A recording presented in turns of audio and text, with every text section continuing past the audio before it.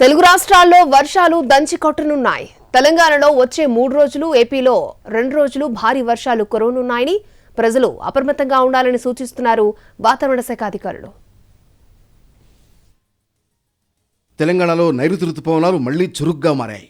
దీంతో రాష్ట్ర వ్యాప్తంగా పలు జిల్లాల్లో జోరుగా వానలు కురుస్తున్నాయి.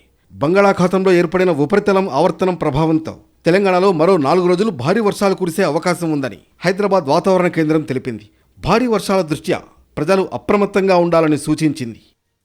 ఇవాళ నిర్మల్, నిజామాబాద్, మహబూబ్ నగర్, నాగర్ కర్నూల్, వనపర్తి, నారాయణపేట, గద్వాల్ జిల్లాల్లో అక్కడక్కడా భారీ వర్షాలు కురిసే అవకాశం ఉంది. 15న జయశంకర్, భూపాలపల్లి, ములుగు, కొత్తగూడెం, వికారాబాద్, సంగారెడ్డి, మెదక్, కామారెడ్డి జిల్లాల్లో 16, 17 తేదీల్లో ఆదిలాబాద్, కుమ్రం భీం, ఆసిఫాబాద్, మంచిర్యాల, కరీంనగర్, పెద్దపల్లి, జయశంకర్, భూపాలపల్లి, ములుగు జిల్లాల్లో 18న ఆసిఫాబాద్, మంచిర్యాల, కరీంనగర్, పెద్దపల్లి, భూపాలపల్లి, ములుగు, కొత్తగూడెం, ఖమ్మం జిల్లాల్లో భారీ వర్షాలు కురిసే అవకాశం ఉందని వాతావరణ శాఖ అధికారులు వెల్లడించారు.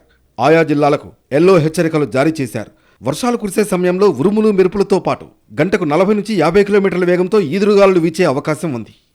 ఉత్తర కోస్తాంధ్ర, దక్షిణ ఒడిశా మీదుగా సముద్ర మట్టానికి 5.8 కిలోమీటర్ల ఎత్తులో ఉపరితల ఆవర్తనం కొనసాగుతోంది. దీని ప్రభావంతో రాబోయే 2 రోజులు ఏపీలోని పలు జిల్లాల్లో భారీ నుంచి అతి భారీ వర్షాలు పడతాయని తెలిపింది ఏపీ వాతావరణ శాఖ.